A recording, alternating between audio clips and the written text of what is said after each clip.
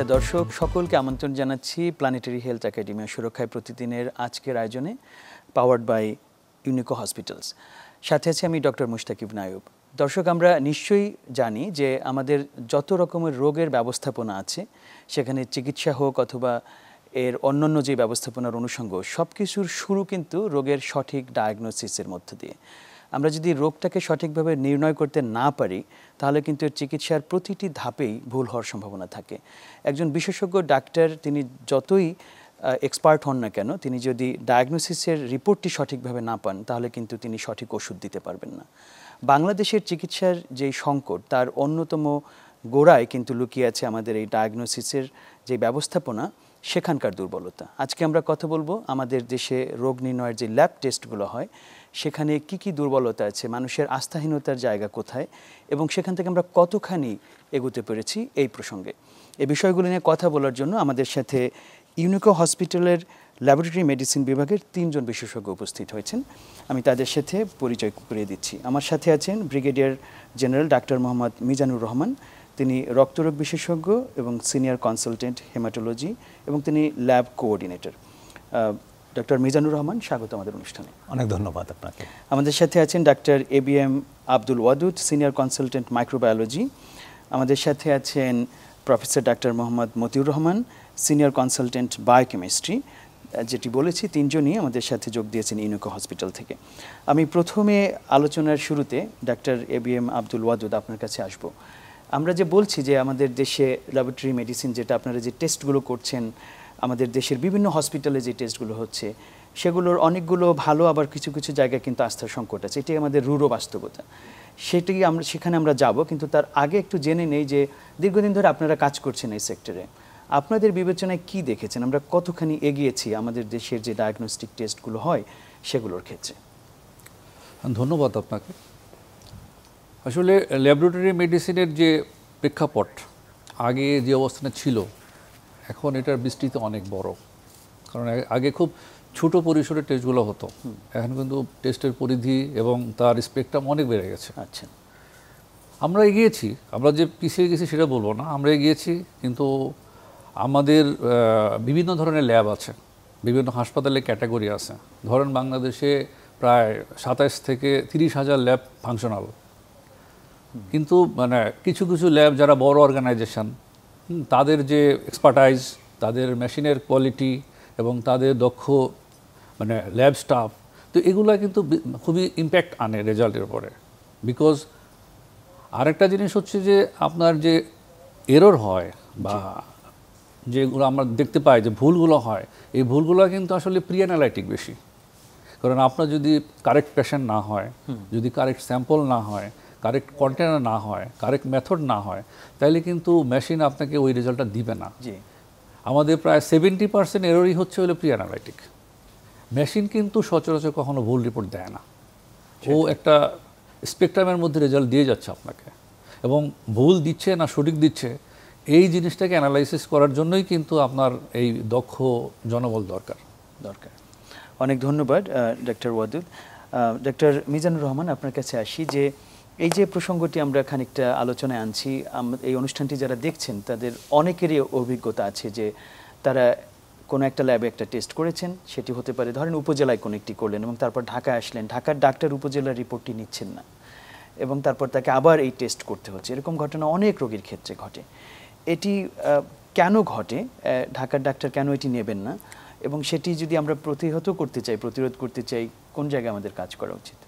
অনেক ধন্যবাদ আপনাকে, খুবই সুন্দর প্রশ্ন করেছেন।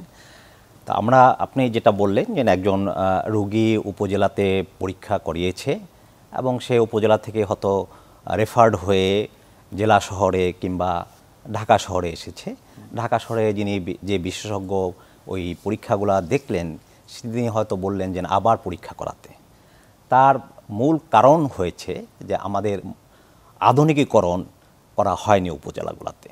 উপজেলাগুলোতে আধুনিক যন্ত্রপাতি নেই, আধুনিক লোকবল নেই, যারা পরীক্ষা করছেন তাদের মধ্যে যে পেশাগত দক্ষতা সেটা নেই। তো সেই জন্য হয়তো ওই পরীক্ষা আমাদের বিশেষজ্ঞ নিচ্ছেন না। তিনি আবার এই আধুনিক ল্যাবরেটরিতে পরীক্ষাগুলো করায় তারপরে সেটাকে গ্রহণ করছেন। কেন করছেন এই আধুনিক ল্যাবরেটরিতে? কারণ এখানে অনেক সফিস্টিকেটেড, অনেক আধুনিক যন্ত্রপাতি আছে যার এররের পরিমাণ অনেক কম, এবং সেই রিপোর্টটা যখন উনি পান সেই রিপোর্টের উপরে উনি ভরসা করতে পারেন। কারণ এই আধুনিক ল্যাবরেটরি তার কোয়ালিটি বিভিন্নভাবে তারা যাচাই করে থাকেন। আমরা বলি যে দুটা ধরনের কোয়ালিটি আছে, ইন্টারনাল কোয়ালিটি এবং এক্সটার্নাল কোয়ালিটি। দ্যাট মিনস দেশের ভিতরে বিভিন্ন ল্যাবের সাথে তারা কোয়ালিটি মেনটেন করেন, তাদের টেস্টগুলোকে যাচাই করে নেন। আবার এক্সটার্নাল কোয়ালিটি আছে, ইউকের কিছু ল্যাবরেটরির সাথে তারা স্যাম্পল পাঠিয়ে দেন, সেখানকার রিপোর্টের সাথে আমাদের রিপোর্টের কী পার্থক্য আছে সেটা তারা দেখেন। ইউএসের অনেক কিছু আছে যার সাথে তারা কোয়ালিটি যাচাই করেন। তো এই জন্যেই বিশেষজ্ঞ ডাক্তাররা যখন পেরিফেরি থেকে, উপজেলা থেকে যখন রিপোর্ট পান, সেই রিপোর্টের উপরে পুরাপুরি ভরসা করতে পারেন না। সেই জন্যই তিনি কিন্তু একটা আধুনিক সবচেয়ে ল্যাবরেটরিতে পাঠান যার সমস্ত ফ্যাসিলিটিস আছে এবং তাদের এক্সটার্নাল কোয়ালিটি কন্ট্রোল আছে, বিশেষ করে দেশের বাইরের সাথে। তো এই জন্য তারা পাঠিয়ে থাকে। হ্যাঁ, এটা কিন্তু রোগীর জন্য এক ধরনের অর্থনৈতিক চাপ, তার জন্য সময়ের যে ক্ষেপণ হচ্ছে, সব কিছু মিলিয়ে কিন্তু শেষ পর্যন্ত ঝামেলায় পড়ছেন কিন্তু রোগী। এটি আমরা একটু আসবো আলোচনায় আবার, যে কিভাবে আমরা আসলে পুরো দেশের স্ট্যান্ডার্ড একসাথে একই দিকে আনতে পারি, এই বিষয়ে নিশ্চয়ই আমাদের কাজ করতে হবে। আমি আসি প্রফেসর ডাক্তার মোহাম্মদ মতিউর রহমান আপনার কাছে। এই যে আমরা আলোচনা যেটুকু করলাম সেখানে বুঝতে পারছি যে মেশিনই আমি ব্যবহার করি না কেন, অন্য যেসব রিয়েজেন্ট ব্যবহার করি না কেন, যেই ব্যক্তি কাজটি করছেন তিনি এখানে ভীষণ গুরুত্বপূর্ণ, তার এক্সপার্টিস, তার দক্ষতা। আমাদের দেশে যারা ল্যাবে কাজ করেন তারা সাধারণত কোন কোন সেক্টর থেকে আসেন? তারা কি ডাক্তার, নাকি তারা অন্য কোনো ইনস্টিটিউট থেকে পড়াশোনা করেন, নাকি বিশ্ববিদ্যালয় থেকে আসেন? কোথা থেকে আমরা লোকবল পাই? ধন্যবাদ আপনাকে আপনার সুন্দর প্রশ্নের জন্য। ল্যাবরেটরিতে আসলে মেশিন অপারেট করার জন্য যারা আসে তারা মেডিকেল টেকনোলজিস্ট। আচ্ছা, তারা দেশের সরকারি কিছু টেকনোলজির ইনস্টিটিউট আছে, সেখান থেকে তারা একটা ডিগ্রি গ্রহণ করে। আর কিছু কিছু আছে প্রাইভেটে, যেখানে আসলে ওই গভর্নমেন্ট যেভাবে পরিচালনা করছে সেইভাবে তারা পরিচালনা করে না, তাদের মধ্যে অনেক ডিফেক্ট থেকে যায় এবং প্রশিক্ষণে ওদেরও এই যারা টেকনোলজিস্ট ফাইনালি বের হয়ে আসে তাদের সেই দক্ষতা অর্জন করা সম্ভব হয় না বা করেও না। যেহেতু তাই একটা টেস্ট সুচারুরূপে সম্পন্ন করতে হলে টেকনোলজিস্টের অনেক ভূমিকা আছে। একটা মেশিনের কী পজিশানে আছে সেটা তাকে শুরুতেই নির্ধারণ করতে হবে। অর্থাৎ মেশিন কি নর্মালি রান করছে নাকি তার কোনো ডেফিসিয়েন্সি আছে বা কোনো অ্যাবনর্মালিটি আছে, সেগুলো আগে ডিটেক্ট করতে হবে। করে সেটাকে আমরা বলি একটা যে কী বলি কোয়ালিটি কন্ট্রোল। সেই কন্ট্রোল প্রসেসটাকে সঠিকভাবে মূল্যায়ন করে তারপরে টেস্টে তাকে যেতে হবে।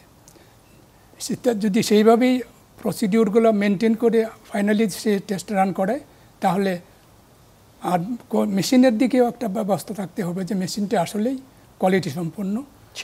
সেটা এই মেশিন এবং যিনি চালাচ্ছেন দুজনের সমন্বয়ে একটা সঠিক রেজাল্ট বেরিয়ে আসবে।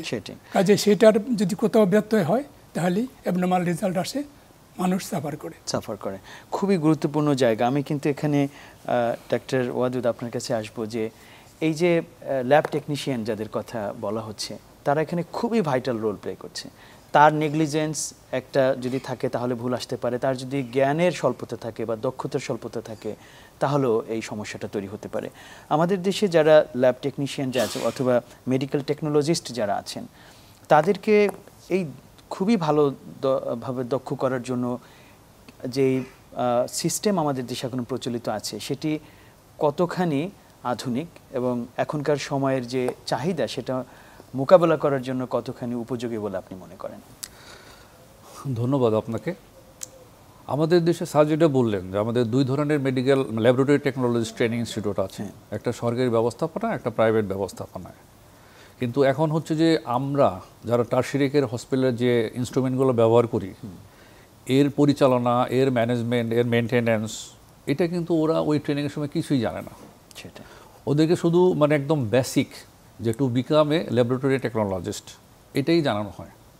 তো পরবর্তীতে এরা যখন একটা বড় ইনস্টিটিউটে কাজ পায় বা করতে সুযোগ পায়, তারা হয়তো কিছু শিখে।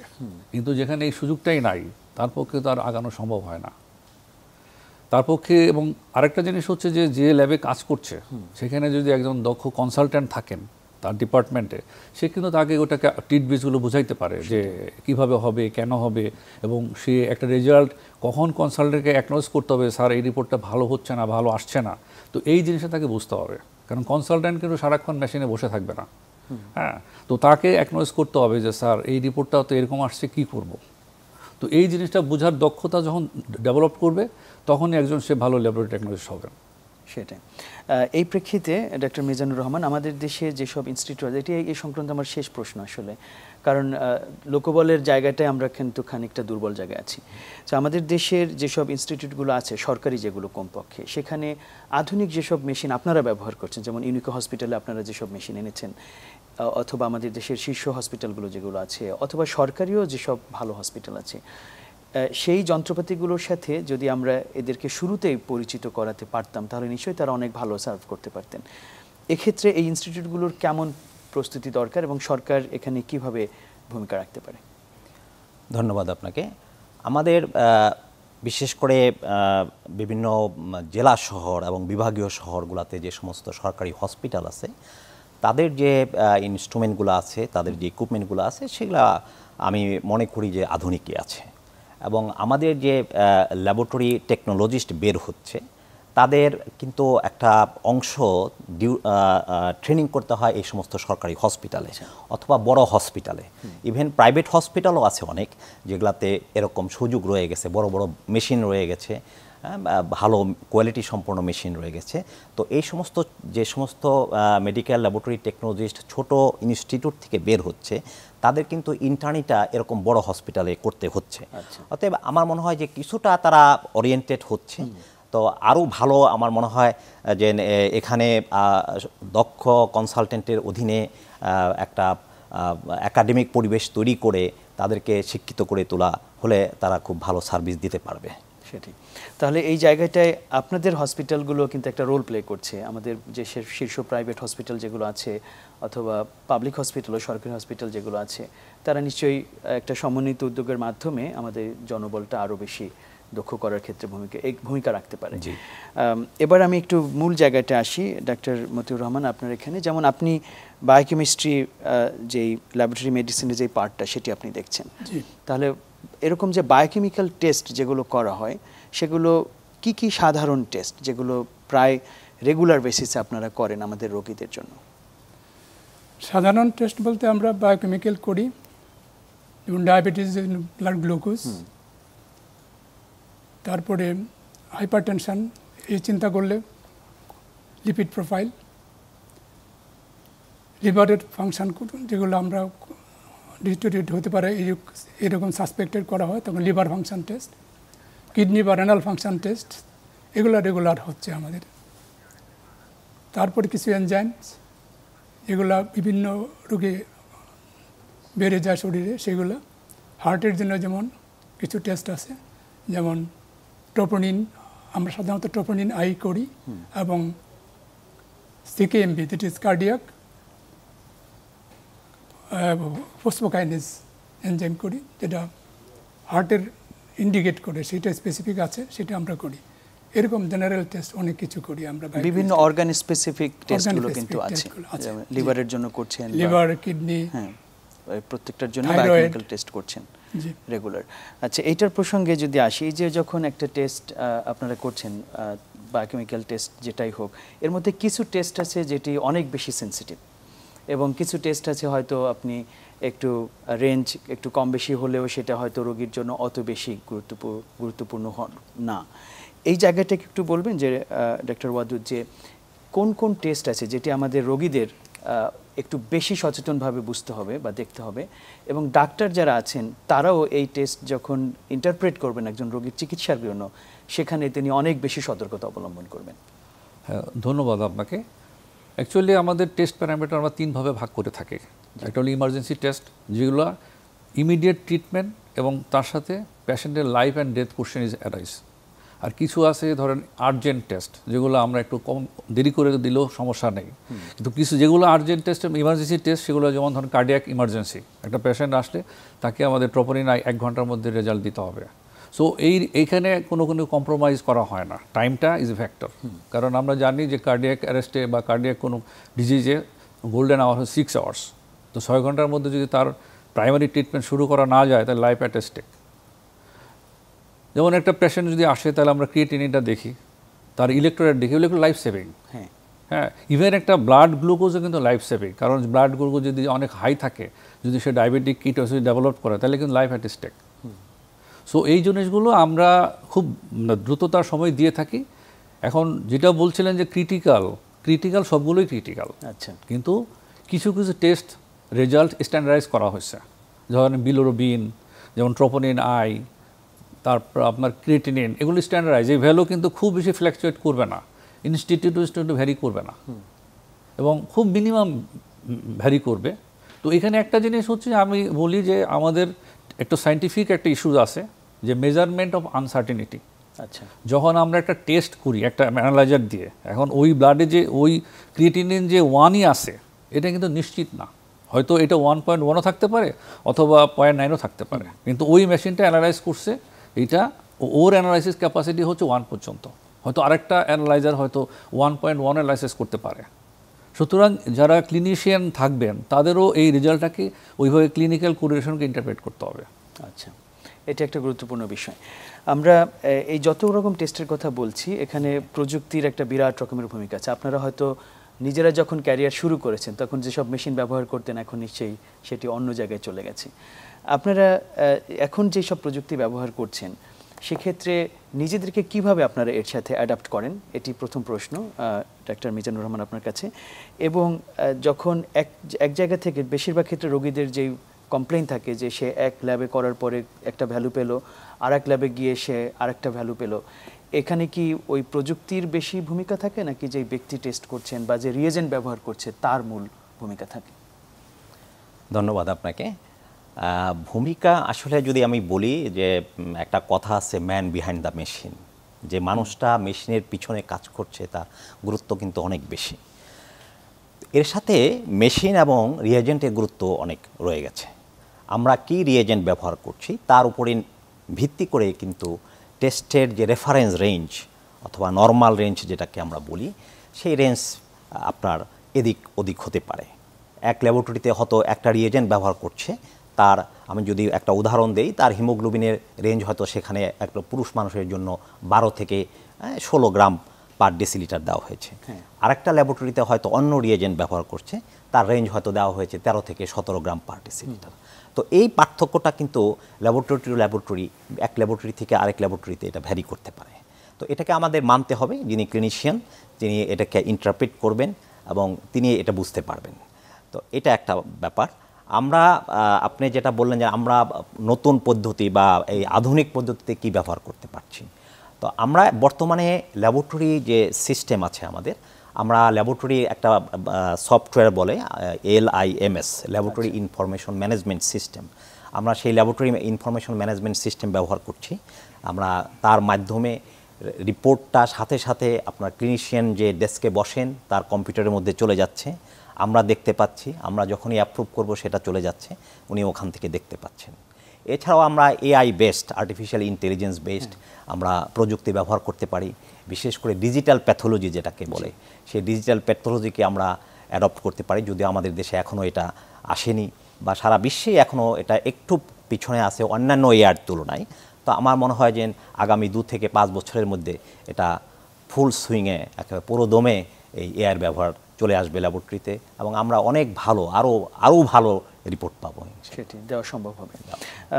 এই প্রসঙ্গের যেহেতু কাছাকাছি, এই কারণে ডাক্তার ওয়াদুদ আপনাকে আমি জিজ্ঞেস করি যে আমাদের দেশে এখন যেসব প্রযুক্তি আপনারা ব্যবহার করছেন সেটা থেকে যেই ফলাফল পাচ্ছে, এর কিছু কিছু রোগ ভিত্তিক কিন্তু সেন্সিটিভিটি বা গুরুত্ব কিন্তু একটু ভিন্ন। যেমন ধরেন আমাদের সবচেয়ে বড় কমপ্লেইন যেটা আমরা দেখছি রোগীদের অথবা ব্যক্তিগত অভিজ্ঞতা থেকে, ধরেন ক্যান্সারের ক্ষেত্রে, ক্যান্সার ডায়াগনোসিসের ক্ষেত্রে আমাদের দেশের মানুষ কিন্তু ভীষণ অনাস্থায় পড়ে আমাদের দেশের বিভিন্ন টেস্টের উপর।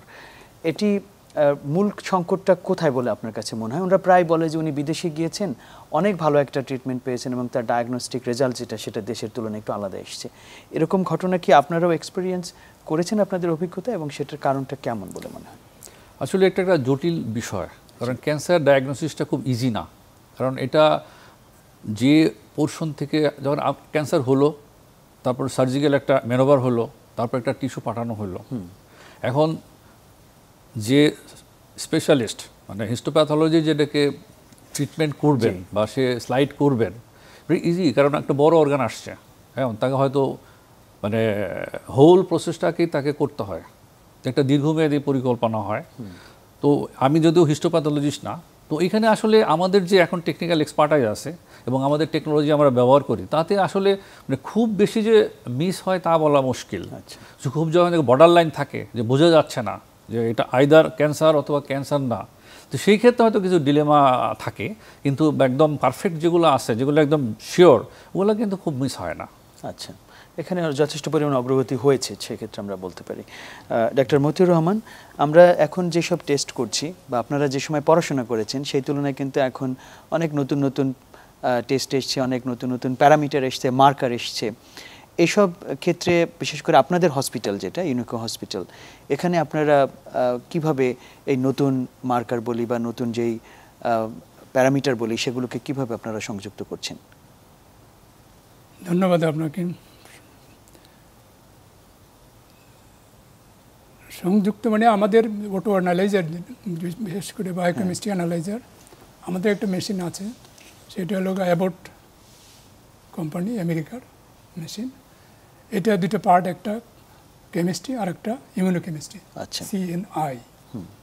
এবং এটার মানে থ্রুপুট অনেক বেশি এবং হাইলি সফিস্টিকেটেড টেকনোলজিক্যালি। আচ্ছা, কাজে এই মেশিনটাতে আমরা এই যে কোনো নিউ প্যারামিটার যেগুলো আসছে সবগুলো আমরা এখানে ইজিলি করতে পারি। আচ্ছা, এটাকে পুরো অটোমেটেড একটা প্রসেস। আচ্ছা, সেখানে আপনারা কি ধরনের, এই ধরনের মেশিনে সাধারণত কি ধরনের স্যাম্পল অ্যানালাইসিস করেন? লিকুইড নাকি সলিড স্যাম্পল? লিকুইড স্যাম্পল, তার মানে বায়োকেমিস্ট্রি সব লিকুইড, এর কোনো সলিডের কোনো প্রশ্ন নাই। সেখানে মূলত ব্লাড, ইউরিনও ইউজ করা হয়। তারপরে আমাদের বডিতে যে ফ্লুইড থাকে বিভিন্ন জায়গায়, যেমন পেরিকার্ডিয়াল, ফ্লুইডাল, যে মানে অ্যাবডোমেনের ফ্লুইড, জয়েন্ট ফ্লুইড, এগুলো আমরা ব্যবহার করতে পারি। আচ্ছা, অনেক ধন্যবাদ ডক্টর মিজানুর রহমান। আমরা যেহেতু এই প্রযুক্তির জায়গাতে এসেছি, আপনাদের হসপিটালের ক্ষেত্রে আমি একটুখানি জানতে চাই। আমি বোঝার চেষ্টা করছি যে বাংলাদেশের একটি নতুন হসপিটাল যখন স্থাপন করে তখন আপনারা কিভাবে সিদ্ধান্ত নেন যে বিশ্বের অন্যান্য দেশের সাথে তুলনা করে যাতে আপনারাও একটা আধুনিক ফ্যাসিলিটি তৈরি করছেন। সেক্ষেত্রে আপনাদের হসপিটালে আপনারা কোন কোন বিষয়ের উপর ভিত্তি করে একটি ইনস্ট্রুমেন্ট কিনছেন এবং তারপর সেটার সাথে যেটা বলছেন রিয়েজেন্ট, যেটা এই রিয়েজেন্টগুলোর কোয়ালিটি অ্যাসিওর করার জন্য আপনারা কি করেন? জি, ধন্যবাদ আপনাকে।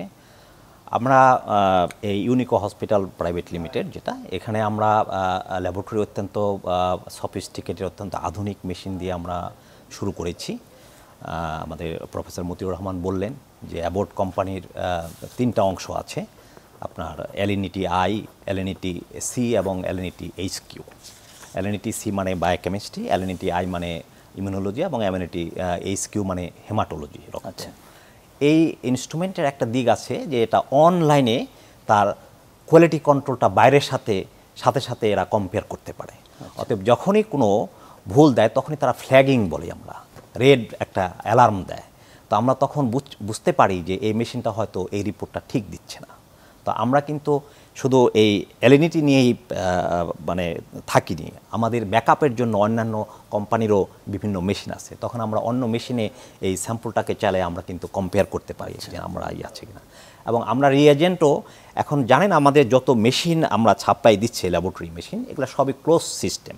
দুইটা আমরা যখন স্টুডেন্ট ছিলাম অথবা স্টুডেন্টের পরে যখন এই প্রফেশনে এসেছি তখন কিন্তু ওপেন সিস্টেম ছিল। আমরা একটা মেশিন নিতাম, সেই মেশিনে বিভিন্ন কোম্পানি রিয়েজেন্ট সাপ্লাই দিত, সেই রিয়েজেন্ট কিন্তু এটার মধ্যে চালানো যেত। কিন্তু এখন কিন্তু এই যে এলএনইটির কথা বললাম আমরা, এই এলএনইটিতে কিন্তু আমি অন্য কোনো কোম্পানির রিয়েজেন্ট ব্যবহার করতে পারবো না। এই অ্যাবট কোম্পানি যে সাপ্লাই দিবে সেই রিয়েজেন্টই আমাকে ব্যবহার করতে হবে। অতএব তারা সেই কোয়ালিটি কন্ট্রোল করে ক্যালিব্রেশন করে এই মেশিনকে রিয়েজেন্ট সাপ্লাই দিচ্ছে। তো এটাকে বলে ক্লোজ সিস্টেম। তো আমরা সব মেশিনই আমাদের ক্লোজ সিস্টেম, যে কোম্পানি মেশিন তৈরি করছে সেই কোম্পানি রিয়েজেন্ট দিচ্ছে, সেই কোম্পানির রিয়েজেন্ট দিয়ে আমরা পরীক্ষাগুলি করছি। আচ্ছা, ধন্যবাদ। তাহলে বোঝা যাচ্ছে যে একটা নির্দিষ্ট লেভেল পর্যন্ত কোয়ালিটি অ্যাসুরেন্সের বিষয়টা টেকনোলজি এবং রিয়েজেন্টের মধ্য দিয়ে হচ্ছে। এর বাইরে যখন আমরা আরেকটু যেতে চাই, যে আপনারা আপনাদের সাধ্যমতো চেষ্টা করছেন ধরে নিচ্ছি, বা আমাদের দেশের অনেক হসপিটালই চেষ্টা করছে, কিন্তু সেটি যথেষ্ট না। কারণ এই অর্থে যে আপনাদের চেষ্টার পরেও যদি থার্ড পার্টি কেউ একজন এসে জিনিসগুলো আবার একটু ভেরিফাই করে যেত, আবার এখানে ক্যালিব্রেশনের সুযোগ থাকতো, তাহলে হয়তো কোয়ালিটির জায়গাটা আপনারাও নিশ্চিত হতে পারতেন। বাংলাদেশে এরকম কি সিচুয়েশন আছে? কেউ কি কোনো অথরিটি আছে যারা আপনাদের ল্যাবগুলো এসে অডিট করবেন, কোয়ালিটিগুলো চেক করবেন, ক্রস চেক করবেন, এরকম কি ঘটে ডাক্তার ওয়াদুদ? ধন্যবাদ আপনাকে। আসলে আমাদের ল্যাবগুলো এখন মানে আমাদের দেশে শুধু লাইসেন্সিং একটা অথরিটি আছে বর্তমানে, সেটা হচ্ছে আমাদের ডিজিএইচএস, মানে director of medical health service. তারা আমাদের এই বিভিন্ন প্রাইভেট হাসপাতালগুলোর বা ল্যাবগুলো লাইসেন্স দিয়ে থাকেন, কিন্তু আসলে আমাদের কোনো রেগুলেটরি বডি এখনও নাই যে কে রেগুলেট করবে, how they will regulate our activity. কিন্তু ইন্ডিপেন্ডেন্ট গভর্নমেন্ট একটা বাংলাদেশ অ্যাক্রিডিটেশন বোর্ড করেছিল যে 2006-এ, এবং তাদের কাজ ছিল যে আমাদের কেমিক্যাল ল্যাব এবং মেডিকেল ল্যাবগুলোকে অ্যাক্রিডিটেশন প্রসেসে আনা। তো এই ব্যাবের আন্ডারে 4-5টা ল্যাব অ্যাক্রিডিটেশন আসলেও কিন্তু বাকি ল্যাবগুলো ওইদিকে এখন আসে, যেটা ভলান্টারি প্রসেস। ম্যানেজমেন্ট যদি চায় they can introduce with this process. এরা কিন্তু আপনাকে যখন আপনি তাদের সাথে অ্যাক্রিডিটেশন নিতে যাবেন, তখন আপনাকে মানে আপনার হোল প্রসেস, মানে পেশেন্ট এন্ট্রি থেকে রিপোর্ট রিলিজ পর্যন্ত পুরো প্রসেসটাকেই তারা তদারকির মধ্যে ফেলে দেবে। এবং প্রতিদিন, এমন না যে একটা না, আপনি সারা বছরের প্রতিবেদনে তাদের কাছে জমা দিতে হবে আপনাকে, এবং তারা স্পট এসে আপনাকে পরীক্ষা করবে যে আপনি কোথায় ব্যত্যয় হচ্ছে কিনা। তারা স্পট পরীক্ষা করে দেখবে, যদি থাকে ভুলও যদি হয় তারা পানিশমেন্ট করবে না, কিন্তু তাকে ট্রেন করবে যেখানে আপনি ভুল হচ্ছে, এই ধরার সক্ষমতা তাদের আছে। কিন্তু আমরা যদি এই অ্যাক্রিডিটেশন প্রসেসে যাই, তাহলে ল্যাবের কোয়ালিটি, মানে আমি নিশ্চিত যে ল্যাবের কোয়ালিটি বাড়বে। আচ্ছা, এবং সেটি যেমন দেশের ভেতরে আছে, আমরা জানি যে ইন্টারন্যাশনাল যেটা আছে, যেমন আইএসও যারা আছে, এদের মাধ্যমেও কিন্তু এখন আমি একটু অ্যাড করি আপনাকে যে বাংলাদেশ অ্যাক্রিডিটেশন বোর্ড কিন্তু সেলফ, বাট আমাদের autonomous body, but it is Incorporated two international body. আচ্ছা, বিকজ ইট ইজ দ্য মানে আইল্যাক, ইন্টারন্যাশনাল ল্যাবরেটরি কোঅপারেশন হলো হেড অর্গানাইজেশন, এটা আমেরিকাতে আছে, কিন্তু তাদের আন্ডারে আছে আমাদের এশিয়ার জন্য অ্যাপলাক, এশিয়া প্যাসিফিক ল্যাবরেটরি কোঅপারেশন। আমরা কিন্তু ব্যাব, এই আইল্যাক এবং অ্যাপলাক দুইটারই সদস্য, এবং আমরা কিন্তু ব্যাব যাই করছে পুরোটাই কিন্তু ISO 15189 এর আন্ডারে করতেছে, এবং সারা দুনিয়াতেই এই ল্যাবরেটরি স্ট্যান্ডার্ড অ্যাক্রিডিটেশন চলতেছে। আচ্ছা, এটা তাহলে এর মধ্য দিয়ে যেই স্ট্যান্ডার্ডটা সেট হচ্ছে, আমরা কি বলতে পারি যে আপনাদের এক্সাম্পল যদি দেই, যে আপনারা যেভাবে এগুচ্ছেন, সেক্ষেত্রে আপনাদের এই ল্যাবে দেশের বাইরে থেকেও মানুষ আস্থা নিয়ে একটা টেস্ট করে যাবে, এবং সেটা পৃথিবীর যে কোনো জায়গার সাথে কম্পারেবল হবে, এরকম কি বলা যেতে পারে? মোহাম্মদ মিজানুর রহমান। জি, অনেক ধন্যবাদ আপনাকে। আমরা যে রিপোর্ট দিচ্ছি এবং ভবিষ্যতে দিব, আমি মনে করি আমাদের ল্যাবরেটরি রিপোর্ট নিয়ে বাইরের যে কোনো দেশে তারা যেতে পারে, এবং আমাদের ল্যাবরেটরি রিপোর্টটা তাদের রিপোর্টের সাথে মিলে যাবে ইনশাআল্লাহ। তো ভুল তো কিছু হতেই পারে, যে ভুল হতেই পারে, তো সেটা আমরা বলি যে 95% কনফিডেন্স লেভেল, এবং 5% কিন্তু বাইরে থাকে এর। হ্যাঁ, এই 5% কিন্তু এররের মধ্যে চলে যেতে পারে, অথবা রেঞ্জটা একটু বেশি হতে পারে। তো সেটার জন্য আমরা যথেষ্ট চেষ্টা করি। যেমন আপনি বলছিলেন যে ক্যান্সার ডায়াগনোসিসের জন্য, তো ক্যান্সার ডায়াগনোসিসের জন্য হিস্টোপ্যাথোলজি তারা করে থাকে। হিস্টোপ্যাথোলজি কিন্তু অনেকগুলা ব্রাঞ্চ আছে আবার, যেমন একটা মরফোলজিক্যাল এক্সামিনেশন, তারা মাইক্রোস্কোপের নিচে মরফোলজি দেখে বলে দিল যে এটা হ্যাঁ ক্যান্সার। আবার সেটাকে কনফার্ম করার জন্য আপনার ইমিউনোহিস্টোকেমিস্ট্রি রয়ে গেছে। ইমিউনোহিস্টোকেমিস্ট্রি টেস্ট করে সেটাকে কিন্তু আমরা আরও পিন পয়েন্ট করতে পারি এবং আরও কনফার্ম করতে পারি। তো শুধু এক সময় আমাদের দেশে শুধু এই মরফোলজি ছিল, এখন কিন্তু প্রত্যেকটা ল্যাবে ইমিউনোহিস্টোকেমিস্ট্রি চলে আসছে। অতএব এই জিনিসগুলো আছে, এবং সাপোর্টিং কিছু আবার ইনভেস্টিগেশন আছে, যেমন বায়োকেমিস্ট্রি অথবা ইমিউনোলজিতে টিউমার মার্কার্স। আমরা বিভিন্ন টিউমারের জন্য টিউমার মার্কার্স আছে, মলিকুলার টেস্ট আছে, মলিকুলার ল্যাবরেটরিও আমরা করব আমাদের ইউনিকো হসপিটাল প্রাইভেট লিমিটেড, সেখানে আমরা মলিকুলার টেস্ট করব। এখন কিন্তু শুধু আপনার মরফোলজি বা ইমিউনোহিস্টোকেমিস্ট্রি দিয়ে ডায়াগনোসিস কমপ্লিট হচ্ছে না, আমাদের মলিকুলার টেস্ট করতে হচ্ছে। বিভিন্ন আপনার জিন দেখা হচ্ছে, যে একটা লাং ক্যান্সার হয়েছে, তার জন্য কোন জিনটা আপনার রেসপন্সিবল, তার জন্য একটা স্পেসিফিক জিন হয়ে গেছে, অথবা ক্রোমোজোমের মধ্যে ট্রান্সলোকেশন আছে, সেটা কিন্তু আমরা ডায়াগনোসিস করব সেই আমাদের মলিকুলার ল্যাবে। মলিকুলার ল্যাবেরও 3টা পার্ট থাকে, আপনার সাইটো জেনেটিক্স থাকে, মলিকুলার জেনেটিক্স এবং বায়োকেমিক্যাল জেনেটিক্স। তো আমাদের 3টা অংশই এই ল্যাবরেটরিতে থাকবে এবং এই মলিকুলার জেনেটিক্স যে টেস্টগুলো বা সাইটো জেনেটিক্স বা বায়োকেমিক্যাল জেনেটিক্স টেস্টের মাধ্যমে আমরা একেবারেই পিন পয়েন্ট করতে পারবো। আমি আশা করি আমাদের ল্যাবরেটরি থেকে কোনো রিপোর্ট ভুল যাবে এরকম আমরা আশা করি না। অনেক ধন্যবাদ আপনাদের তিনজনকে, কৃতজ্ঞতা জানাচ্ছি আজকে আমাদেরকে সময় দেওয়ার জন্য। দেশে যে অগ্রগতি সাধিত হচ্ছে তার একটি চিত্র আপনাদের মাধ্যমে আমরা আজকে দর্শকদেরকে দিতে পারলাম। আবার ভবিষ্যতে আপনাদের সাথে কথা হবে। আপনাকে অনেক ধন্যবাদ, দর্শকদের অনেক ধন্যবাদ। ধন্যবাদ দর্শকদের ধন্যবাদ। দর্শক, শেষ করছি সুরক্ষায় প্রতিদিনের আজকের আয়োজন। আমরা যেটা শুরুতে বলেছিলাম যে আমাদের দেশের রোগ নির্ণয়ের ক্ষেত্রে ডায়াগনস্টিক টেস্ট যেটা, এটি নিয়ে মানুষের ভেতরে অনেক রকমের প্রশ্ন আছে। আমরা আজকে যে 3জন বিশেষজ্ঞ ছিলেন তাদের মাধ্যমে বুঝতে পারলাম যে অনেক অগ্রগতি হয়েছে এবং বেশ কিছু সিস্টেম ডেভেলপ করা হয়েছে যার মধ্য দিয়ে আমাদের দেশের যারা রোগী আছেন তাদেরকে কোয়ালিটি সম্পন্ন ল্যাবরেটরি টেস্ট কিন্তু এখন তারা দিচ্ছেন। দেশের এই সেক্টরটি আরও এগিয়ে যাক এবং আমাদের রোগীদের সেবায় এটি শক্তভাবে একটি ভিত্তি তৈরি করুক, সেই আশাবাদ রেখে আজকের মতো শেষ করছি আমাদের আয়োজন।